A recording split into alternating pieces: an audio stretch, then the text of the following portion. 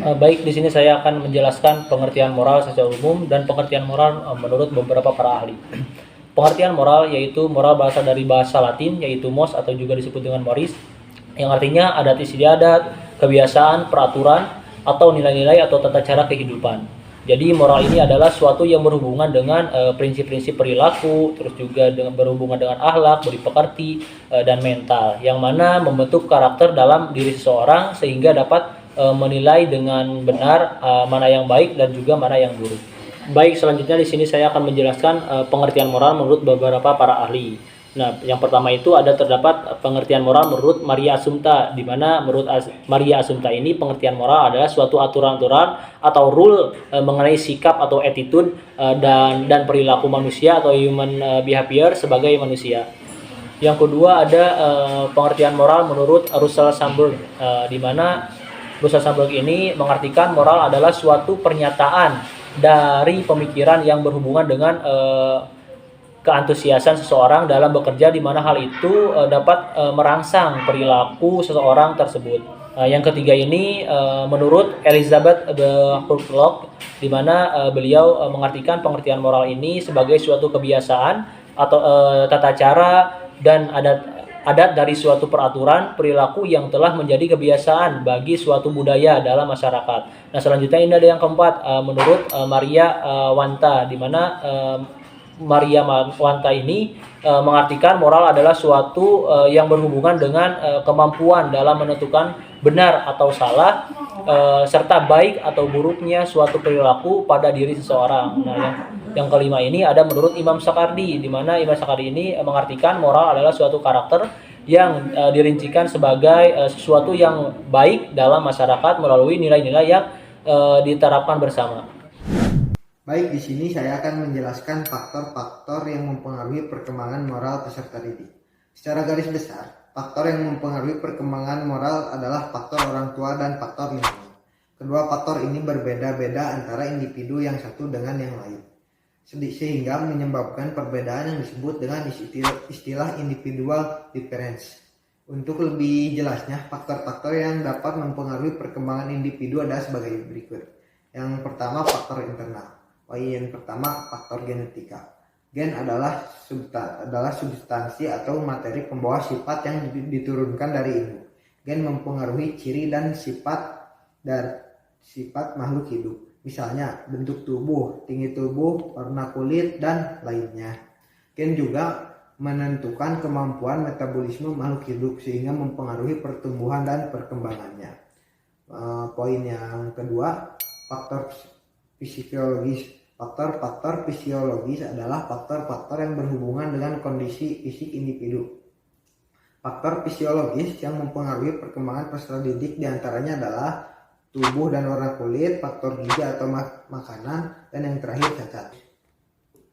Lalu poin yang ketiga adalah faktor fisik. Kondisi fisik dan psikis individu sangat berkaitan. Kondisi fisik yang tidak sempurna atau cacat juga berkaitan dengan persepsi individu terhadap kemampuan dirinya. Begitupun dengan ketidakmampuan intelektual yang diulas sebelum dapat disebabkan karena kerusakan sistem saraf, kerusakan otak, atau mengalami retardasi mental. Dalam hal kejiwaan, kapasitas mental, emosi, dan inteligensi setiap orang itu berbeda. Kemampuan berpikir mempengaruhi banyak hal, seperti kemampuan belajar, memecahkan masalah, dan berbahasa. Anak yang berkemampuan intelektual tinggi akan berkemampuan berbahasa secara baik. Oleh karena itu, kemampuan intelektual tinggi, kemampuan berbahasa baik, dan pengenalan emosional secara seimbang sangat menentukan keberhasilan dan kecerdasan dalam perkembangan sosial anak. Dalam faktor internal juga, agar anak-anak tidak melanggar norma di masyarakat, orang tua harus menunjukkan sikap yang perlu diperhatikan sehubungan dengan perkembangan moral anak. Di antaranya sebagai berikut. Yang pertama, konsisten dalam mendidik anak untuk hal yang dilarang dan boleh dilakukan. Yang kedua, sikap orang tua dalam berkeluarga. Yang ketiga, penghayatan dan pengamalan agama yang dianut. Yang keempat, sikap konsisten orang tua dalam menerapkan norma. Baik, yang kedua ada faktor eksternal. Faktor eksternal merupakan hal-hal yang datang atau ada di luar diri siswa atau peserta didik yang meliputi lingkungan, khususnya pendidikan, dan pengalaman berinteraksi siswa tersebut dengan lingkungan. Faktor lingkungan memegang peranan penting. Di antara segala unsur lingkungan sosial yang berpengaruh, yang tampaknya sangat penting adalah unsur lingkungan berbentuk manusia yang langsung dikenal atau dihadapi oleh seseorang sebagai perwujudan dari nilai-nilai tertentu. Faktor selanjutnya yang mempengaruhi perkembangan moral adalah tingkat penalaran. Perkembangan moral yang sifatnya penalaran menurut Kohlberg dipengaruhi oleh perkembangan nalar sebagaimana dikemukakan oleh Piaget. Makin tinggi tingkat penalaran seseorang menurut tahap-tahap perkembangan Piaget, makin tinggi pula tingkat moral seseorang. Dan yang terakhir ada faktor interaksi sosial. Dalam memberikan kesepakatan pada anak untuk mempelajari dan menerapkan standar perilaku yang disetujui masyarakat, keluarga, sekolah, dan dalam pergaulan dengan orang lain. Jika moral diterapkan dengan baik kepada anak, maka anak akan menjadi sosok anak yang bermoral. Namun sebaliknya, dalam kehidupan nyata kita banyak menemukan anak SD yang moralnya hancur. Misalnya mereka sudah terlibat dalam kenakalan anak, mengkonsumsi narkoba, dan melakukan tindakan kriminalitas. Hilangnya moral pada diri anak disebabkan oleh beberapa faktor. Di antaranya adalah pertama, kurang tertanamnya jiwa agama pada setiap orang masyarakat. Yang kedua, keadaan masyarakat yang kurang stabil. Yang ketiga, banyaknya tulisan dan gambar yang tidak mengindahkan dasar moral. Yang keempat, tidak terlaksananya pendidikan moral yang baik.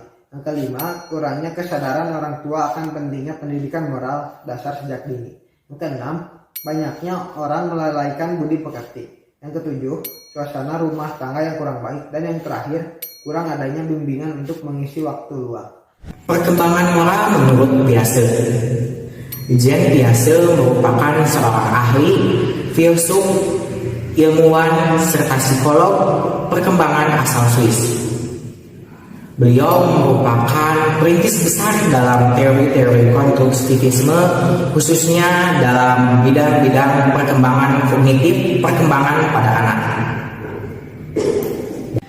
Perkembangan moral menurut Piaget didasari atas struktur kognitif serta kemampuan kognitif pada anak. Piaget membagi perkembangan moral peserta didik menjadi dua tahapan yang jelas.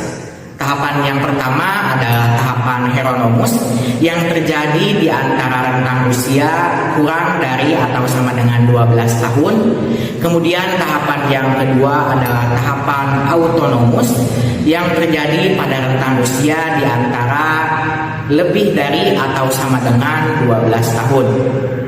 Mari kita beranjak kepada pembahasan yang pertama, yaitu tentang tahapan heronomus.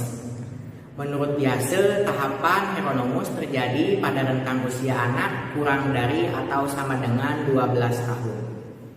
Pada tahapan ini, Piaget berpandangan bahwa anak memiliki suatu asumsi bahwa orang yang lebih dewasa atau orang tua merupakan yang memiliki kuasa atas tindakan yang mereka lakukan. Ketika orang tua memberikan instruksi bahwa hal yang dilakukan dianggap salah, maka anak akan mengikuti aturan tersebut bahwa hal tersebut memang salah. Begitupun sebaliknya, ketika orang dewasa memberikan instruksi tentang suatu hal yang dianggap benar, maka anak akan mengasumsikan bahwa hal tersebut memanglah benar. Dengan arti kata lain, anak berpandangan bahwa ketika melakukan suatu hal yang dianggap salah, maka akan mendapatkan suatu hukuman atau konsekuensi dari tindakan yang dilakukannya. Sebaliknya, ketika melakukan hal yang dianggap benar, anak berpandangan bahwa dia akan diberikan hadiah atau pujian serta kepuasan tersendiri ketika telah melakukannya. Dalam hal ini mengartikan bahwa pada tahapan ini anak tidak mempertanyakan kebenaran dari apa yang diinstruksikan oleh orang dewasa. Artinya tidak adanya penalaran serta analitis lebih jauh apakah instruksi yang diberikan tersebut memanglah benar ataukah instruksi yang diberikan tersebut memang salah. Hal tersebut didasarkan atas ketaatan otomatis tadi yang dimiliki oleh seorang anak pada tahapan ini. Pada tahapan yang kedua, menurut Piaget adalah tahapan autonomus yang terjadi di antara rentang usia 12 tahun atau lebih. Pada tahapan ini telah terjadi pergeseran konsep menjadi tidak kaku dan luwes. Artinya, peraturan yang dianggap benar atau peraturan yang dianggap salah tidak selamanya menjadi suatu aturan yang baku. Sebagai contoh, berbohong adalah hal yang dianggap salah pada umumnya. Tetapi pada situasi atau kondisi lain, berbohong adalah keadaan yang diperbolehkan dengan alasan tertentu yang dapat dipertanggungjawabkan. Dari hal tersebut dapat diasumsikan bahwa aspek yang dianggap benar dan aspek yang dianggap salah tidak selalu dianggap benar dan juga tidak selalu dianggap salah secara mutlak. Hal tersebut didasari atas adanya analisis lebih jauh, kemudian penalaran lebih jauh tentang suatu hal atau tindakan yang akan dilakukan, khususnya oleh seorang anak. Tahapan perkembangan moral menurut Colbert. Menurut Colbert, tahapan perkembangan moral merupakan dasar perilaku etis yang terdiri dari 6 tahap.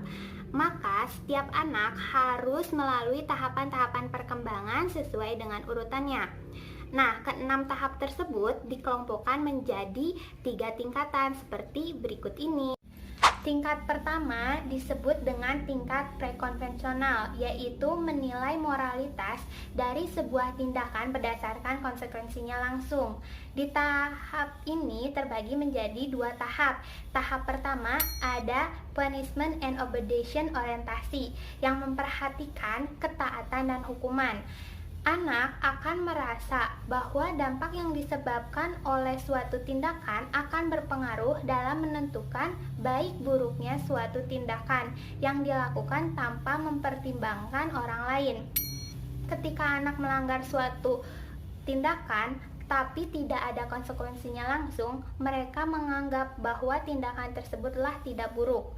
Yang kedua ada tahap instrumental relatif orientasi atau hedonic orientasi yang memperhatikan pemuasan pada kebutuhan diri sendiri. Di tahap ini, anak memahami bahwa orang lain juga memiliki kebutuhan. Mereka berpikir bahwa suatu tindakan itu benar ketika mampu memuaskan diri sendiri atau orang lain.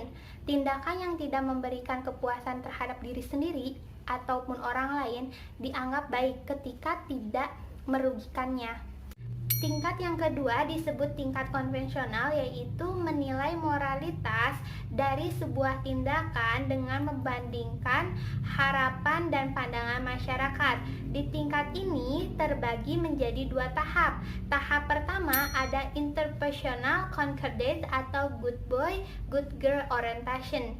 Anak memandang bahwa tindakan moral merupakan tindakan yang diakui dan diterima oleh masyarakat. Jadi, anak akan berusaha menyenangkan orang lain jika kebaikan suatu tindakan diukur dari niat tindakan tersebut. Dan tahap kedua ada law and order orientasi yang memperhatikan hukum dan peraturan. Mereka memahami bahwa peraturan itu penting untuk ketertiban nasional dan tugas mereka menjalankan peraturan dan kewajiban. Mereka pun masih berpikir bahwa peraturan itu bersifat kaku. Tingkat yang ketiga disebut dengan tingkat post-konvensional, yaitu tingkatan yang berprinsip. Di tingkat ini terbagi menjadi 2 tahap. Tahap pertama ada tahap sosial kontrak legalistik orientasi yang memperhatikan hak perseorangan. Tahap ini kematangan moralnya sangat tinggi.